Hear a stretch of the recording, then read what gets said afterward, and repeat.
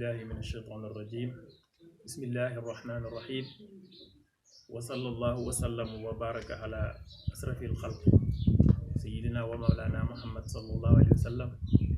المعلم الأول والمرسل لإنقاذ البشرية جمعاء صلى الله عليه وعلى آله وأصحابه الطيبين الطاهرين. mbokk yi assalaamu aleykum wa rahmatullahi taala wa barakatuhu. ñu ngi nuyu ñi nga xamante ne ñoo ni jàkkaarloog bi ñu seetaan yépp muy mbokki internet yi. ñu ngi leen di nuyu di leen ziar di nuyu képp foo xamante ne doomu aadama mu ngi jàkkaarloo ñun di suivre li nga xamante ne ni moom mooy site bii di Thiarène Info, tàmbalee ko ci waa Thiarène, waa Fuuta yépp,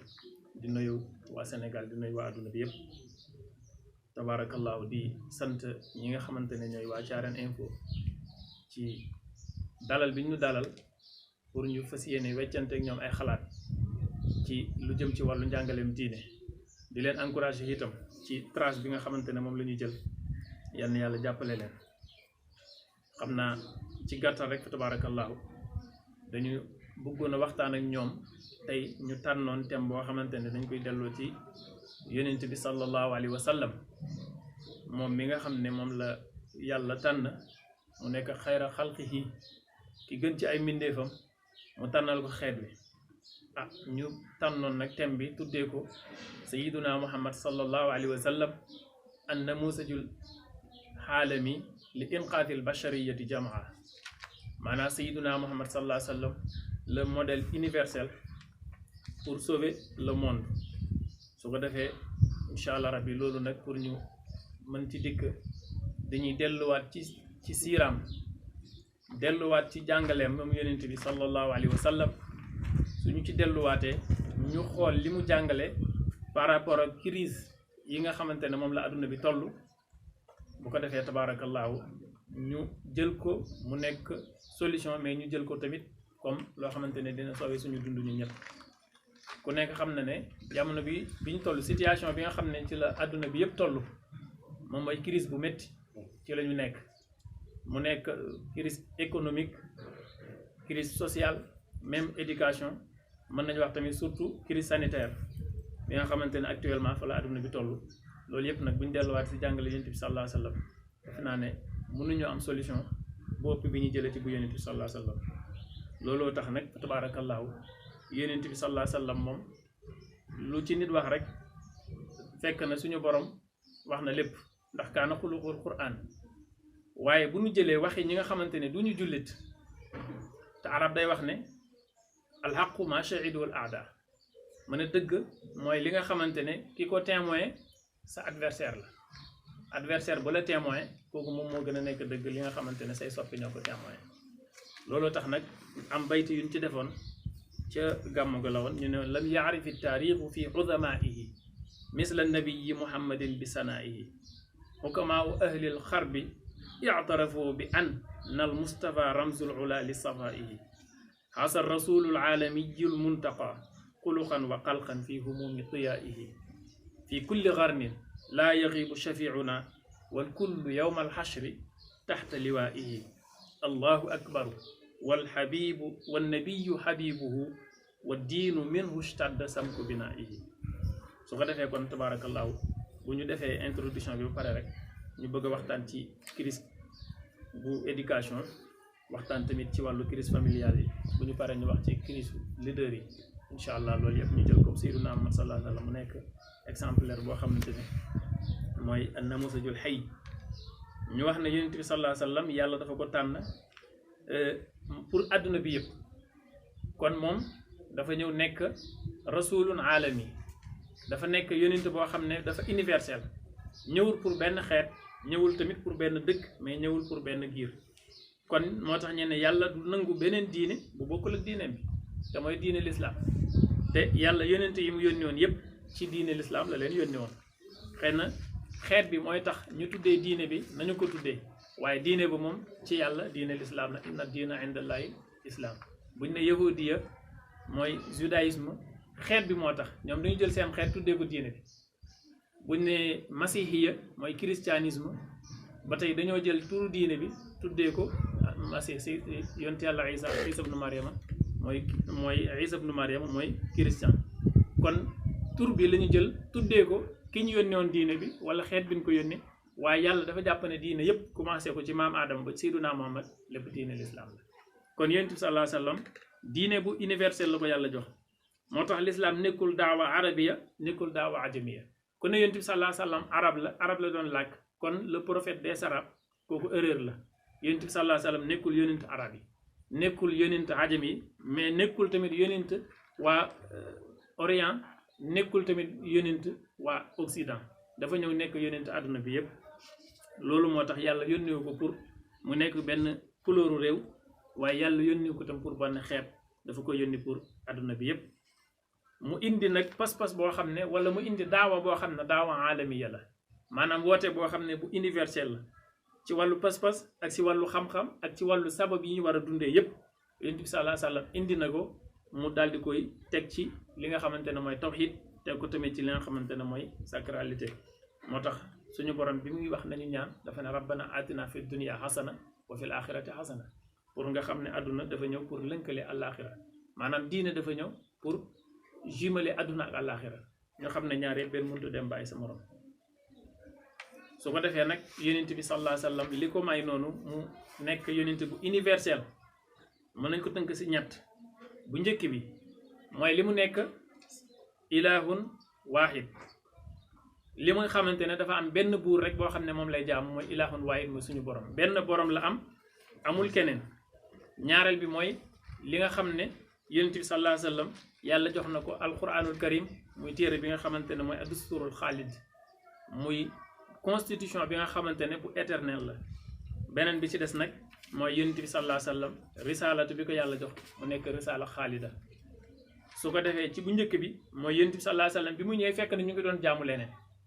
mu fexee ba li ñuy jaamu lépp mu boolee ko mu nekk benn. xam nga tey bu ñu jaamoo benn yàlla kon adduna bi yëpp dañuy am benn pas-pas bu universel mais bu ñuy jaamoo yàlla ñuy jaamu leneen ñuy jaamu xeer ñuy jaamu ndox ñuy jaamu safara laa kon ku nekk ak li ngay jaamu mais yonent bi daf fexe ba li ñuy war a jaamu mu nekk lenn. boobu mooy benn bi ci des moom mooy ad dustuur mooy alxuraanul karim yonent bi sallallahu alayhi wa sallam indi ko mu nekk constitution boo xamante ne laa yaatiil baatilu min bayni yadi wala min xalfi tanzilun min hakimin amid yàlla moo ko wàccee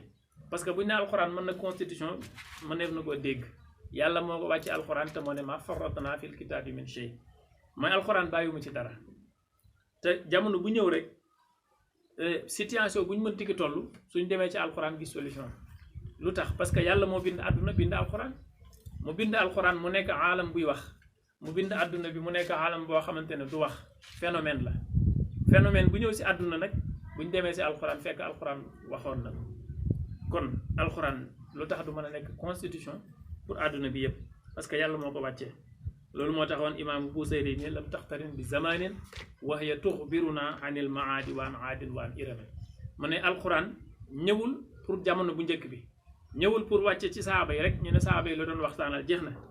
mais alxuraan dafa ñëw di ñu nettali li nga xam ne moo jiitu yonent bi sallallahu alayhi wa sallam bien avant yonent bi sallallahu alayhi wa sallam alxuraan nettali na histoire yi fi amoon yëpp mu nettali ñu fi ñu toll ñun mooy situation bu ñu toll si àdduna bi mais après mu ñuy nettali loo xamante ne ëllëg lay xew yawmal qiyaama kon loolu mooy téere boo xamante ne bu xaalid la bu éternel la boo xamante ne dara mu fay jëlee bi ci des Sidi Aji Malik moo ko wax radiyallahu anhu ma ne wa uhkimat fussilat ayatuhu xikaman ayatuhu kalimatuhu bihi xaaratil ahlaamu li shuhami ma ne téere la boo xam ne yàlla dafa ko wàccee ba pare mu détaillé lépp lu ci nekk ci ayaat yi lépp loo xam ne war nañ ko mën a jëriñoo nee na alxuraan dafa ko indi ba mu leer ci la maam Cheikh Ahmad Tidiane si tamit waxoon ne lugatun atat min hadratin qudusiyatin wa lisaanu kulli muallimin yahkiina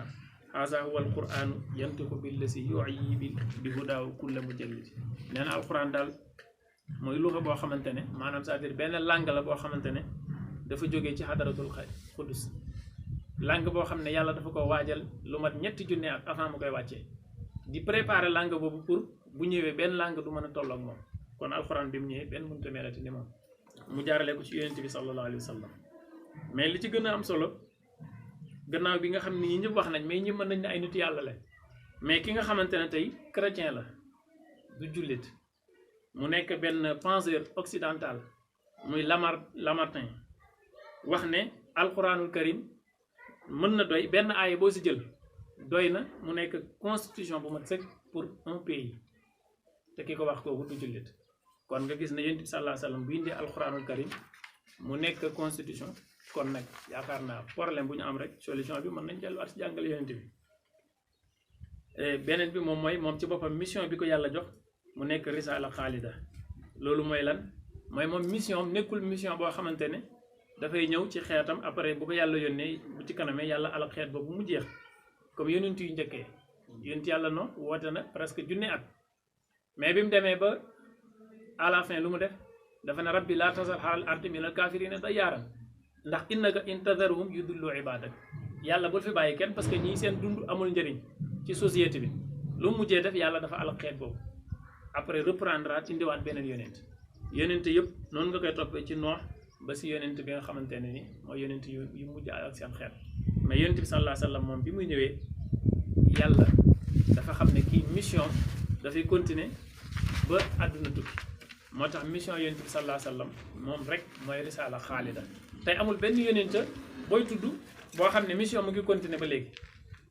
amul yonent booy tudd boo xam ne mission mu ngi continuer ba léegi même su fekkee diine bi ñu ngi koy tudd bu léegi itam l'islam moom bi mu ñëwee rek dafa universaliser diine yépp loolu moo tax suñu xoolee yonent bi sallallahu alayhi wa sallam mooy almuhaaribul awal fi jinsihi wal musharri'ul kaamil fi ummatihi wal qiyaas al maahir fi rahtihi mooy ki nga xamante ne moom mooy combatteur bi njëkk bi nga xamante ne moom moo xeex affaire ethnie affaire xeet pour ñu xam ne lépp mbindeefu yàlla la ci la waxee ne la fadala li arabiyin ala ajamiyin wala li ajamin ala arabi mooy ki nga xamante ne tamit mooy législateur bi gën a mat ci li mu tëral ci xeetam maanaam ki nga xam ne mooy tëral loi mooy tamit ki nga xamante ne nii mooy homme politique bu ma waxee homme politique nag ñu ne politique ak diine waaye yonent bi sallallahu alayhi wa sallam moom léppam jàngale la dinañ ci ñëw parce que dafa amoon état à part diine ji amoon na état boo xamante ne ni moom moo ko fondé waaye tamit moom mooy ki nga xamante ne moo gën ci population parce que ki nga xamante ne nii moo gën ci population dundam amal na njëriñ population bi mu nekk leader kooku du politique yi ñu tudd nii mais kooku beneen affaire la yonent bi sallallahu alayhi wa sallam loolu la woon waaye tamit nee na moom mooy xatib bi nga xam ne mooy albalix fii jaalisi moom mooy orateur wala xutbakat bi nga xamante ne nii moom moo gën a éloquent ci li muy wax ci xeetam parce que yonent bi li mu doon xutba démb moom la ñuy xutba ba tey ji ba ila axiri daari moom la ñuy xutba di ko jëriñoo tabaarakallaahu moo tax foofu itam benn bindkatu tubaab dafa wax ne yonent bi sallallahu alayhi wa sallam moom kese mooy ki nga xamante ne gis na ne mission continué na ndax ma ne même Iisa ibnu Maryama ak li chrétiens yi li ñu koy fonk yëpp gis na ne mission Iisa ibnu Maryama dafa arrêté avant muy yeggali mission daf fi jógee beneen yonent boo jël mission bi du yegg bu ko yàlla yónnee mission bi du yegg wala soit moom day ñëw pour continuer mission bi yonent bi ko jiitu woon wala moom mu jógee fi beneen yonent ñëw jël relève bi continuer mission ba mu des Seydunaa Muhammad bi mu ñëwee ban mission la fekkoon bi muy dem tamit mission bi ban yonent la ko bàyyee fekk ku fi benn yonent bàyyiwu fi tamit benn yonent kon moom mooy ki nga xamante ne obtenir na résultat am moom maanaam comme accomplir na mission bi ba mu mat ba yàlla ne ko al yawma akmaltu lakum diinakum wa atmamtu alaykum ni'mati su ko defee kon moom yonent bi sallallahu alayhi wa sallam bu ñu ko jëlee nag ci point yi ñu bëgg a tudd mooy dañuy gis ne adduna bi tey am nañ li ñu tuddee crise d'éducation maanaam éducation bi mooy yar ak jàngale am nañ ci crise bu rëy a rëy te crise boobu noonu mën nañ wax ne mooy jur presque yeneen crise yëpp ndax bu fekkee éducation bi ni mu war a melu ko bu fekkee nit ci maanaam yaruñu leen jàngaluñu leen ba ñu xam fu ñu war a teg seen tànk rek mën nañu wax ne kon lépp secteur boo jëlate rek crise dina ci amee ndax éducation bi mooy base bi moo tax bu ko yàlla yónnee moom dafa ne addabani rabbi fa ahsana ta'dibi man ne yàlla sama borom moo ma yar ku yàlla yar nag def naa nga yaru nee na waaye bi ma yàlla yaree tamit dama ci def sama jomu bopp yàlla yar na ma mais maa ci def sama jomu bopp ba sama yar mujj nekk yar boo xamante ne bu rafet la yàlla yónni ko nag daal di koy jox benn feuille de route boo xamante ne fa lay jaar pour mën a orienter xeet wi mooy huwa allazi baata fil ummiyina rasulan minhum yatlu alayhim ayatihi wa yuzakkihim wa yuallimuhum alkitaba wal xikma kon yonent bi ñëwul rek pour enseigner kese mais dafay jàngale xam-xam bi ñëw mu yar jikko yi ñëw mu sellal bakkan yi sellal ruux yi ba pare def sagesse tamit parce que nit mën naa am xam-xam te doo am xikma doo am sagesse boo xamante ne moom lay mën a nekkee leader sagesse boo xam ne moom lay mën a diriger nit ñi kon jàngale ci mission yonent bi sallallahu alayhi wa sallam bu ñu ko déggee nekkul jottali rek parce que bu dee jottali la ba tey mu ngi am léegi yaakaar naa léegi la moyens yi gën a bari léegi la livre yi gën a bari léegi la approche pédagogique yi gën a bari mais loolu yëpp mën na dellu si jottali bañ a dellu si jàngale mooy bu fekkee jottali nga nit ñi ba mission message bi yegg mais message bi nan ngay def ba mu am effet ci ki ngay waxal nan ngay def ba message bi mën a jeexital ci ruuxam mën a jeexital si dundam kon loolu si gën a gàttal rek mooy yonent bi sallallahu alayhi wa sallam dundam dafa nekkoon benn école dundam yëpp école la woon boo xamante ne nii lépp lu ñu war a mën a jëlee ci moom ci wàllu royukaay danañ ko si mën a jëlee moo tax laqad kaana lakum fi rasulillahi uswatun hasana ñu mën si joxe exemple ci ne yonent bi sallallahu alayhi wa sallam ci jàngaleem ak méthode am mooy kenn ku si nekk dafa lay wàccee sa wàccuwaay te foofu dafa wax ne iza ataakum karimun fa akrimuhu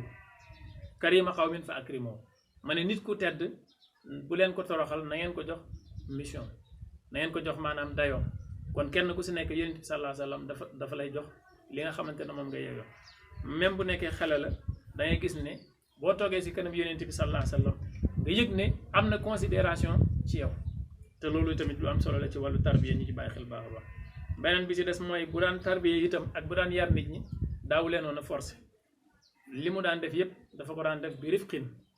wa yurabbi wa yuallimu bi rifqin maanaam dafay jàngal nit ñi di leen yar mais lu si nekk dafay am fu mu ko jaaree te du forcé kenn moo tax wal kaffu maa darabat mun seen wala sakaran si daaju maa nee na ténqal yonent bi sallallahu alayhi wa sallam mësul dóor jigéen mësul dóor góor mësul dóor góor waxuma la ak jigéen kon yonent bi sallallahu alayhi wa sallam ku lewet la woon si ni muy jàngale moo tax arabi bi dafa ñëw ci yonent dafa ñëw fekk ñu ngi toog si jàkk ji di jàng alquran wala yonent baa ngi mu ngi jàngale bi mu ñëwee moom arabi bi mu dox ñaari 2 pas 3 pas rek summi tubayam commencé tuur ndox si biir jàkk ji gaa yi jóg bëgg ko régler yonent bi ne toog leen ñu bàyyi ko mu def li muy def ba pare yonent bi ne jël leen ñaari baagu ndox ngeen sotti foofu rek parce que lii yomb naa régler sobe rek la boo ci defee ndox mu jeex ñu jël ñaari baagu ndox sotti fi yonent bi woo waa ji ba mu ñëw mu ne ko waaw yow li nga def nii loolu si xiir mu ne man de damaa dégg na yonent ga ma doon testé nag sa yonent gi ba xam ndax dëgg la wala du dëgg ma xam ne boo ma forcé woon rek wala nga gëdd ma ne kii lu ñuy wax ci moom nekkul ci moom parce que dañoo wax say jikko wax say qualité bu ma ñëwee pour ma testé sa jikko yooyu moo tax ma def lii ma def waaye nag maa ngi dëggal ne tey jii am nga benn taalibe ci sa biiri taalibe maanaam dugg naa ci lislaam ci gàttal mu sukk ci kanam yonent bi sallallahu alayhi wa sallam dugg ci lislaam xam nga kon bu fekkoon yonent bi sallallahu alayhi wa sallam dafa gëddoon kooku rek wala mu digal sahaaba yi ñu jóg rek dégg nga réglé ko ci sens yi kon kooku fa lay jaar sib yonent bi sallallahu alayhi wa sallam dootu bëgg a jàkkaarloo moom mais bu demee tamit képp ku doon bëgg dugg ci lislaam bu la yëgee doo dugg ci lislaam ndax danaa ne ñii kat li ñuy woote dégg nga dañ ciy forcé nit ñi waaye bi rifqin boobu noonu lu mat a bàyyi xel la pour képp koo xam ne leader nga boo jekkoo ngay baale boo fekkente ne tamit am yàlla may na la doole nga bañ a jëfandikoo sa doole mais nga jëfandikoo sa xel bi ci des mooy yonent bi sallallahu alayhi wa sallam dafa daan def irtinaamul fursa fi taalim mooy buy jàngale parfois dafay xool benn occasion bu ñëw ci occasion bi mu jàngale wàlle ci te loolu boo demee ci pédagogie moom la ñuy wax booy jàngale da ngay créer benn situation boo xamante ne ci la leçon bi di déparé tey bul jàngale nii rek ci air bi parce que loolu boo ko jàngale nit ki mën na ko mokkal di ko tari mais après du xam li muy jàngale lan lay jëriñ kon ki ngay jàngale lii dafa war wala nga koy jàngale lii charia dafa ko tere da ngay fexe ba créer situation boo xamante ne dafay gis li nga koy jàngale yonent bi sallallahu alayhi wa sallam noonu la daan jàngale sahaaba yi beneen bi ci des tamit moom moo di buy jàngaleem tamit dafa am tadarruj mooy dafay sàmmanteeg di nga xamante ne mooy étape mooy dafa am progression dafay jàngale commencé ci suuf di yéeg ci kaw nit ki boo koy tarbiyee itam da ngay tàmbalee xelam fi mu toll di ko yar ci li nga xamante ne mooy ay occupation loolu lay dund nga fexee ba di ko jaaree foofu fexee ba di jaar ci fi nga xamante ne niveau foofu la toll su ko defee ngay ànd ak moom di yéeg ànd ak moom di yéeg di ànd ak moom di yéeg ba li nga am ci ba li nga bëgg ci moom nga am boo xoolee l'islam ci boppam loolu yow mën naa dégg lépp rek dafa ko jaaree ci tadarruj maanaam processus la yàlla tëbul tëb araamal yi mu araam dafa ko jaaree ci étape par étape ba nit ñi miin ko mu bàyyi ko définitivement yi nga xamante ne mooy santaane yi tamit santaane yi gën a diis da koo mujjee dafa tàmbalee ci santaane yi gën a woyof yi di sant nit ñi lu mel ni ki julli boo xamante ne du nekk farat koor yoo xam ne duñ nekk farat sarax yoo xam ne duñ nekk farat ba nit ñi tàmm julli tàmm wóor yooyu mu door a indi julli farat indi koor farat indi asaka mais asaka ak alal ni mu mel ci nit su fekkoon yàlla dafa tëb rek commencé waral farata wala yonent bi ñëw rek waral farata kon saraxee sax duñ ko mën waxuma ak di génne asaka mais dafa tàmbalee ci li nga xamante ne du farata bu ñu tàmm ko mu door a dem ci li nga xamante ne mooy farata yi ba tey si ay jàngaleem mooy yonent bi sallallahu alayhi wa sallam bu daan jàngale da daan sóoraale ak maanaam li ñu tuddee espace ak temps yaani al makan wa zaman espace ak temps kooku itam képp kuy jàngale dañ ci war a bàyyi xel mooy li ngay jàngale ci temps bi nga koy jàngale est-ce que dëppoo na ak réalité bi réalité jamono bi nga wax wala milieu bi nga nekk mu dellu si espace bi est-ce que li ngay jàngale dëppoo na ak loolu kooku itam mën na ci joxe benn exemple mooy yonent bi sallallahu alayhi wa sallam bëri na lu ñu ko daan laaj mais suñ ko laajee ñoom dafay gis ne loolu nekkul priorité pour ñoom mais tax du leen tontu si laaj bi mais dafay jël fexe ba du leen jànni tamit dina leen tontu mais du leen tontu ci li ñu laaj day seet li nga xamante ne moo gën a nekk lu priorité si ñoom mu tontu leen ci mais du leen tontu si li nga xamante ne moom la ñu laaj.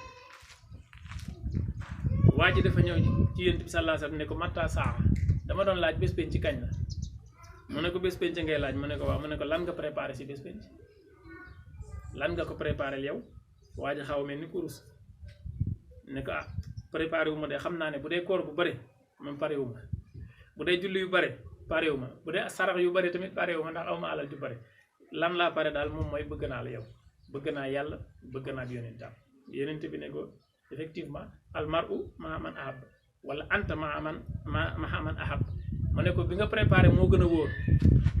ëllëg yow mal xiyaamati kenn ku nekk ki nga soppoon yàlla dina la booleeg moom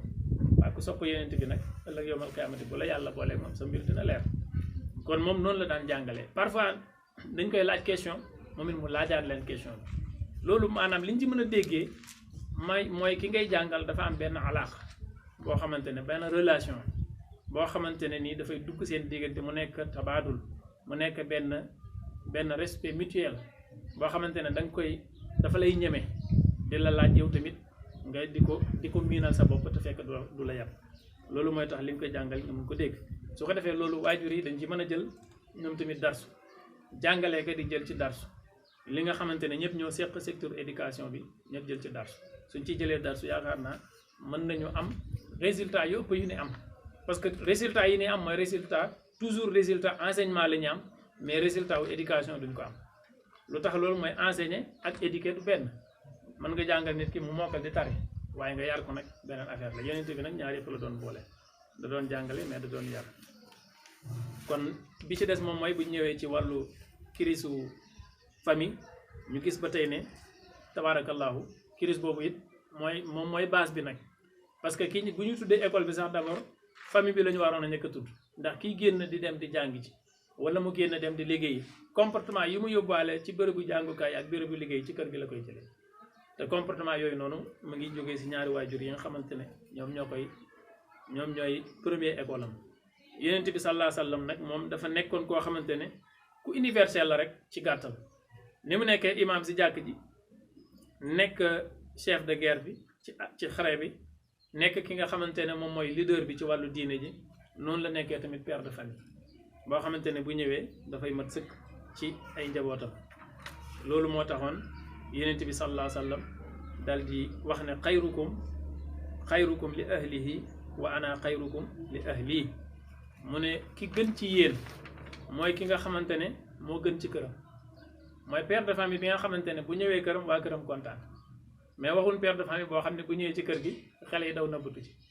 bu ñëwee waa kër gi ñëpp kenn dootu mën a waxati kooku yaakaar naa pour mu mën a nekk père de famille mu nekk bon exemplaire ci famille bi dafay nekk lu jafe yenent bi nag dafa ne ki gën ci yéen mooy ki gën ci waa këram te man nag maa gën ci sama waa kër waxoon na tamit ne yaxlibna al kiraama wa yaxlibuhunna li aamu wa ana uridu an akuna kariman maxluban laa la iman jabbaaran mu ne gis nga famille mooy njaboot gi xale yeeg jigéen ñi góor gu baax dangay dem ba ni yaakaar ne sa waa kër dañ laa mën waaye foo gis nag ku soxar bu ñëwee mooy mën waa këram mooy bu ñëwee waa kër kenn du wax ma ne man nag bëgguma nekk kooku dama bëgg a nekk ki nga xamante ne damay baax si sama waa kër ba nu yaakaar ne sama waa kër ñoo ma mën ba ñu miin ma moo tax soxnaam Sayyidatuna Aïcha ngay gis Yonent bi sallallahu alayhi wa sallam da daan kaf ak moom Yonent bi sallallahu alayhi wa sallam dafa woyofoon pour jàngal nu pour xam ne kilifa dafay woyof su ko defee loolu soo ko dundee rek ci biir kër gi da nga fay créer benn climat boo xamante ne climat bu neex lay doon ci climat bi ci jàmm lay doon te xale yi nag bu nu yaroo ci climat bu mel noonu ñoo xam ne fii këru jàmm la suñu leen di yar dafay yomb mais bu nu yaroo ci climat boo xamante ne tamit coow moo fa bëri pecc xaw moo fa bëri tabaarakallaahu kenn ku ne jàpp sa bopp loolu su ko defee xale yi dañuy am problème ñoom noonu la Yonent bi sallallaahu alayhi wa sallam jàngale ci ni ngay tànnee soxna kooku yàgg nañ ko dégg jàngal nu ci ni ngay ànd ak ñoom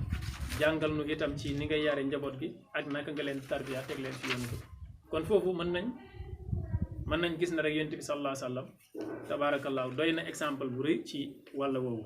kon xam naa si beneen point bi rek bi nga xamante ne mooy point bu mujj bi mooy Yonent bi sallallahu alayhi wa sallam buñ ko jëlee nag comme leader te yaakaar naa tey jii si jamono boobu lañ gën a toll mooy crise bi nga xamante ne moom mooy crise universelle bi yëpp suñ ko xoolee tey mu ngi dellu ci wàllu leadership te mooy ñi jiite àdduna bi ak fi ñu jëmee àdduna bi foofu itam dañuy wax ne Yonent bi sallallahu alayhi wa sallam bu ñu xoolee ci siiraam ci jaar-jaaram dafa ñuy jox exemplaire yu bari ci wàllu xiyaadaam mooy wàllu leadership am ak si wàllu doxalinam si ni mu doon gouverner ak itam ni nga xamante ne noonu la daan jàngale te nag bonne gouvernance nekkul dara lu dul nga fexe ba intérêt bi nga xamante ne moom la nit ñi war a jëriñoo nga fexe ba mu jegee leen ba yomb leen li nga xamante ne tamit mooy mafasidi yi li nga xam ne moom moo leen di yàqal seen dund li nga xamante ne moom mooy tax ba nit ñi kenn ku si nekk du mën a jot li mu war a jot nga fexe ba dàqal kon loolu Yonent bi sallallahu alayhi wa sallam nekk na ci exemplaire ñu jël ci exemplaire bu njëkk bi mooy lan mooy xiyaadatoom mën nañ ko basé wu ci ñett yi mooy ci seetantalam ak ci waxam ak ci jëfam Yonent bi lépp lu mu doon wax soo ko xoolee da ngay gis ne wax bi dafa jur xalaat boo xamante ne àdduna bi yëpp mën nañ ko jël lu mu daan jëf tamit boo xoolee jëfam da ngay gis ne jëf jooju dafa nekk jëf joo xamante ne rachid la jëf ju jub la ba ñëpp mën kaa jël bi ci des tamit moom mooy li nga xamante ne mooy tadbiiram mooy administration kon moom yàlla dafa ko wax yu jox ko li nga xamante ne moom mooy alxuraanul karim comme nañ ko waxoon si njëlbeen bi kon moom leadership am dina mën a jub parce que leadership bi mooy lan mooy li muy xalaat du ko teg si xalaatu boppam kese dafa koy jëlee ci révélation lu jógee ci yàlla ci lay sukkandiku pour mën a jël décision yi décision boo xam ne yàlla moo lay wax li ngay def kooku décision bu muy jël décision bu jub lay doon beneen bi si des mooy ismato mooy Yonent bi sallallahu alayhi wa sallam yàlla dafa ko musal ci juum yàlla musal ku ci def bàkkaar ku dul Yonent bi di nga juum mais Yonent bi moom maazum la maazum mooy koo xamante ne duñ ko bindal bàkkaar kon kooku itam bu jëlee décision te du waxee bànneexam du triser du tooñ du wàññil kenn àqam du fayu ngir lu ko métti moom mais dafay xool ni lii teg nañ ko lislaam te lislaam war nañ kaa fayul ma fayu su ko defee kon foofu itam kooku bu jëlee décision boobu bu jub lay doon beneen bi si des moom mooy jikkoom ak itam xelam mu mat ak gis-gisam ku rafet loolu it dafay tax ba mu nekk koo xamante ne ay décision yëpp dafay nekk décision yoo xam ne yu jub lay doon mu jël nag Yonent bi sallallahu alayhi wa sallam nga jël ko ci exemplaire yu bari mooy soo ko jëlee ci côté yi ñu wax ci côté administration ak ci côté tabaarakallaahu militaire foofu la lay gën a jaaxale ndax benn xalaat kët bu tubaab bu ñuy wax Napoléon Bonaparte dafa ñëwoon Égypte di def ay études ay recherche ci wàllu l'islam mu jàng si lu bëri mais na li ko jaaxal mooy yonent bi sallallahu alayhi wa sallam amuloon palais un leader bu amul palais amul bureau un leader boo xamante ne nii am na armée nekk chef d'armée te amuloon caserne amuloon camp militaire te mu réussir li mu réussir ci xare yi te yaakaar naa armée léegi suñu waxee armée il faut que ñu am caserne il faut que ñu am camp militaire yoo xamante ne fa la ñuy tàggatee il faut que ñu am ay école de formation yooyu yëpp man yonent bi amu koon mais bu jihaad jotee nan lay def ba mën a dajale soldats yi ñu ne ko boobu parce que boobu soldats yi nekkul ay soldats yu ñu formé ñu di leen fay salaire parce que foofu bu jotee bu yonent bi wootee rek kenn ku nekk da ngay jóg même ku amul jaasi da ngay jóg ñëw kon kooku dafay gaaw a réussir li nga xamante ne moom lay réussir ci mission boobu exemple la bi ci des tamit moom mooy ni nga xamante ne moom la daan defee tasarruf mooy ni mu daan doxalee ak ñi nga xamante ne nii moom ñoom la fekkoon Madinatu Munawwar bi mu ñëwee Madinatu Munawwar fekk na fa ñu dul jullit fekk na fa ñoo xamante ni ay juif lañ daana dund ak ñoo xam ne tamit ay chrétien lañ mais yonent bi sallallahu alayhi wa sallam bi mu ñëwee dafa fexee ba daal di leen woo ba nu ñëw ñu daal di tëral benn règlement boo xam ne moom la ñuy dundee ak ñoom su ko defee loolu itam nekk loo xamante ne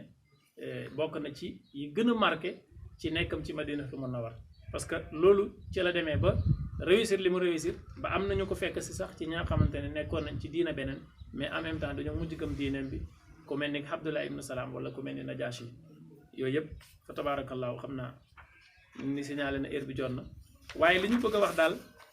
moo di ne kon crise bi nga xamante ne moom la ñu toll nii ci àdduna bi moom la ñuy tëjee mooy il faut que ñu delluwaat si njàngale yonent bi sallallahu alayhi wa sallam delluwaat ci li nga xamante ne nii moom mooy njàngale ñi mu fi bàyyi woon mooy saxaaba yi boo xoolee ku mel ni Seydina Omar rek ci wàllu leadership Seydina Omar dafa jëloon responsabilité am maanaam sens de responsabilité nga jiitu xam li nga jiite liñ la yen bin la yen nga xam mooy lan xam yen bi nu mu toll su boobaa dina tax lu bëree bëri borom du ko mën a def Seydina Omar radiyallahu anhu dafa daan bàyyi bu guddi muy wër ci mbedd yi di xool ku xiif ku réerut parce que xam na ne comme moo yor budget bi am na part de responsabilité ci xiif bi nga xam ne kooku xiif na dafa mës a xalaat wax nañ sax ne doomam Abdullah ibn Omar bi Seydina Omar génne àdduna doomam dafa def listixaar pour yàlla wan ko bi mu ko wanee ci gént gi mu laa Seydina Omar ne ko bi nga génne àdduna ak léegi dama doon laaj ban situation nga nekk mu ne ko 11 ans ngi nii maa ngi ci situation bu métti loolu moo indi situation bu métti boobu mooy dafa am benn yoon benn pont boo xam ne waroon naa ko defar léegi nag mujjuma koon a réaliser ba am benn bëy bu fa jaar daal di daanu tànk bi dam te ma xam ne loolu sama responsabilité la parce que sama responsabilité la ma sécuriser ñëpp sama responsabilité la ma fexee ba ñuy dund ñëpp dund xoola kooku di taalibe yonent bi sallallahu alayhi wa sallam sens de responsabilité boobu nga xool nag léegi bu ñu xoolee àdduna bi fu mu toll leader yi ñoom seen lépp dafay baax ñoom yaakaar naa yooyu yëpp di leen jot waaye nga xool population bi waxuma la jur gi mais nit ñi ñoom ñooy gën a nekk victime ci yenn problème yooyu noonu kon nag fa tabaarakallaahu xam naa loolu moom suñ ko jëlee rek danañu doy sëkk ñu mën ko royaat bu baax a baax mën ci tabaxaat suñu dund bu baax a baax a baax yenn yàlla defal ñu dégg ak topp li ñu waxoon si njëlbeen ga rek ci ne alxaqu ma shahid wal aada li gën a wér mooy li nga xamante ne ku dul jullit moo ko wax ku dul jullit nag li mu wax ci jëmale ci yonent bi sallallahu alayhi wa sallam kon yaakaar naa ne dara du ko gën a wér bindkat bi nga xamante ne mooy Lamartine tuddoon nañ ko sànq wax na ci yonent bi sallallahu alayhi wa sallam lu bëri bind na ci yonent bi sallallahu alayhi wa sallam lu bëree bëri ba boroom xam-xam yi traduire ko waxoon na yonent bi ne ko philosophe orateur apôtre législateur guerrier conquérant d'idées restaurateur d'armes rationnelles dal di dem ba ci kanam mu ne à toutes les échelles où l'on mesure la grandeur humaine quel homme fut plus grand kon yaakaar naa ko ku dul jullit bu ko waxee ci yonent bi sallallahu alayhi wa sallam ñi nga xam ne ñooy jullit ñi tabaarakallah kon nag mbokk yi xam naa ñu doy loolu rek ci loo xam ne dinañ ko barkeelu incha allah ba yàlla mayaat ñu mën a amaat beneen jotaay bu gën a yaatu ak yéen ñu ngi leen di sant di leen gërëm baax a baax di leen ñaanal tamit yokkute ci kaw ci kanam di leen ñaan tamit ci feebar bi nga xamante ne ni moo nekk ci àdduna bi yëpp yal na yàlla dindi ko yal na yàlla teggi ko fi ci kattanam ak ci mën-mënam yàlla mën na ko yàlla def ñu ngi leen di ñaanal daal en tout cas ñu ngi leen di suivre tamit ñu ngi leen di bàyyi xel wax dëgg yàlla te activités yi ngeen di def nii activités yu noble la kon nag yal na yàlla gën leen a dooleel ba mu yeggalee leen foo xamante ne dana koy seen njort ñu ngi nuyu kilifa yi dëkk bi yëpp di nuyu tamit sopp yi fa tabaarakallaahu wasalaamualeykum wa rahmatullahi taala wa barakatu